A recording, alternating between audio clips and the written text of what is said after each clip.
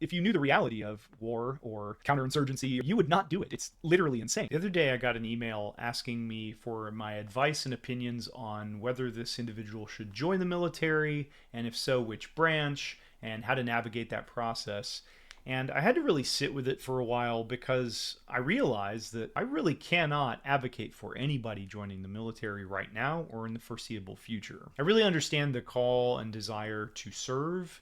That was a big aspect of why I joined the military, is that I wanted to do something that was bigger than myself and that was challenging and that called me to give up my time and maybe my life for something that seemed bigger than myself. Now in hindsight, I look back at the 15 plus years that I served in the military between the active duty, reserve component, and National Guard, and I realize that nothing that I ever did really actually served any beneficial interest of the American public, especially where I was, actually in an active combat zone in Afghanistan as a platoon leader in the infantry. I've been watching the systematic erosion of all of the guardrails around the military in what kept us in a moral sense of making sure that we don't do things like bomb civilians haphazardly or take unnecessary risks when it comes to collateral damage. In fact, when I was in Afghanistan, there were a lot of guardrails around rules of engagement so that we did not cause undue harm to civilians. And that's been, of course, obliterated by Pete Hegseth and Trump.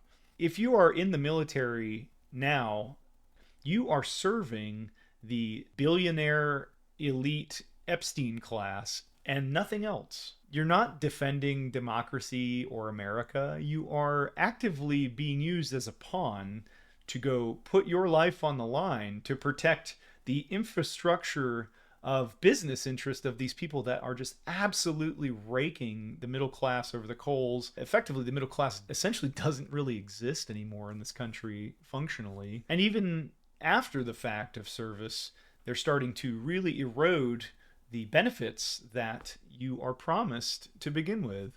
I think there's this installation in especially men's minds in America that you have to be like a tough masculine man and go join the army or join the Marines and serve and fight.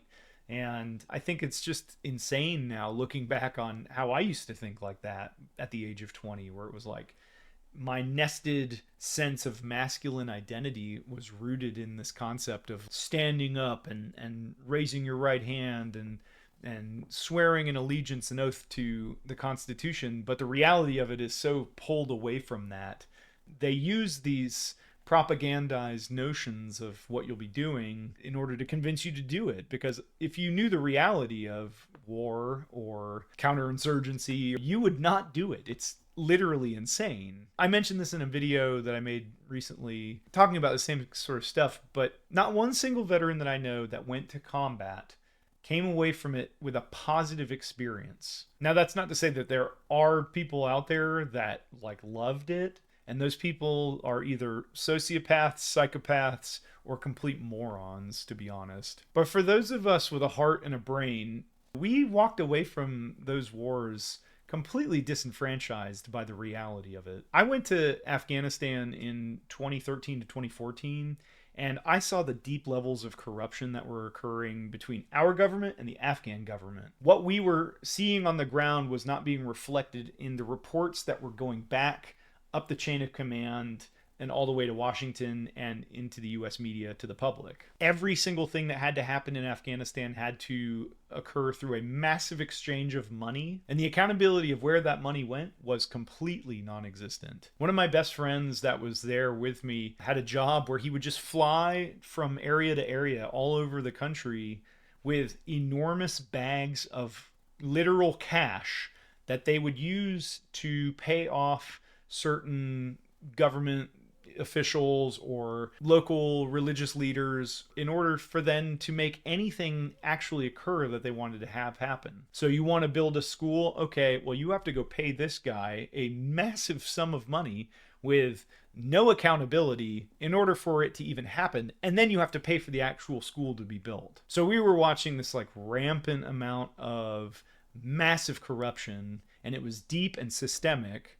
And I knew back in 2013, 2014, that as soon as we even hinted that we were actually going to leave, that entire country was going to fall apart and that the Taliban was going to take over again. And the ultimate tragedy of that entire situation wasn't really soldiers losing their lives and us coming back with PTSD and war wounds and all these things.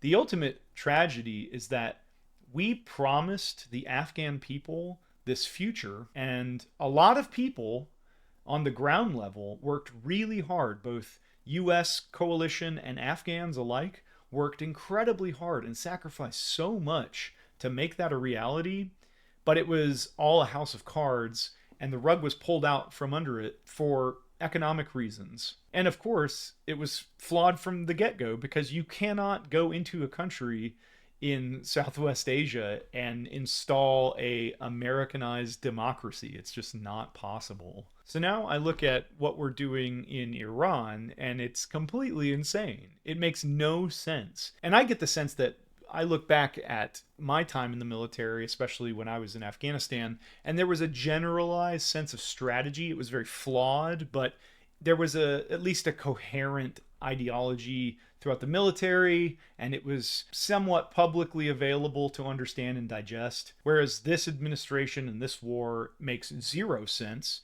I get the sense from being very tied into the messaging that they're putting out from the White House, from the Secretary of War, and all these other organizations, that they don't actually know anything about what's going on. Like, I'm pretty sure if you walked into the White House right now and held a map up and told Trump to point at Iran where there were no labels on countries, he wouldn't be able to do it. And I don't mean that hyperbolically. I mean that literally. I think that that man has no idea what's going on. And this is, of course, what happens when all you do is create a situation where you're surrounded by sycophants, and you sort of militarize incompetence by having these people that refuse to say no to you, people like Pete Hegseth, who are wholly unqualified to be the Secretary of Defense, or Secretary of War, as they call it. So the point of this video is really for anybody that is thinking about joining the military. I would say find any other avenue to serve your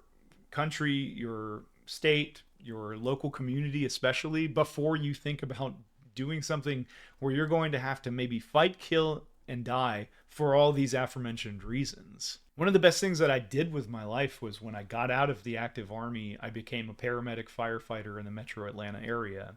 It was the best job that I ever had.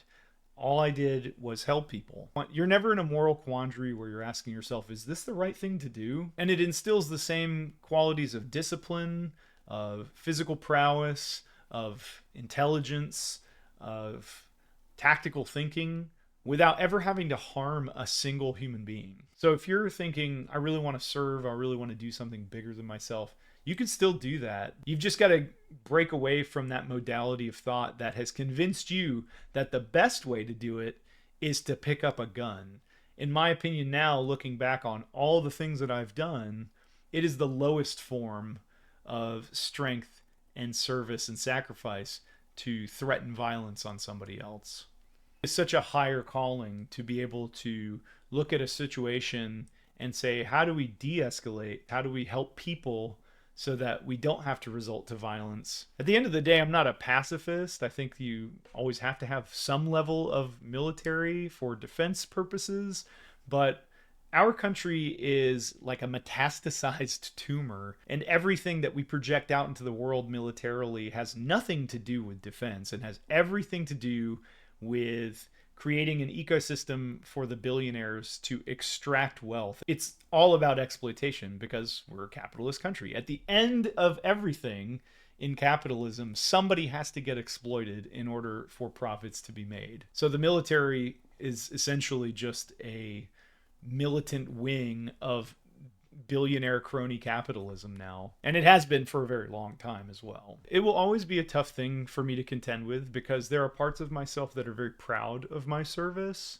but then you have to kind of swim through an ocean of bullshit to realize the good things that were there. Like, the military invariably pulled me out of economic circumstances and brought me up and elevated me to a position in my life where I could do a lot more. I think I could have gotten to those ends by other means, like the fire department, like a million other things, by going to school and working hard to do anything else, really. So anyway, send this to somebody that is thinking about joining the military, and I would love to hear your thoughts. So comment, let me know what you're thinking, how you're feeling. If you are a person that's thinking about joining the military, I'm happy to talk with you. So comment below and I'll try to respond to everybody, and I really appreciate you. Thanks for hanging with me. Thanks for thinking about these things with me. And as always, stay strange.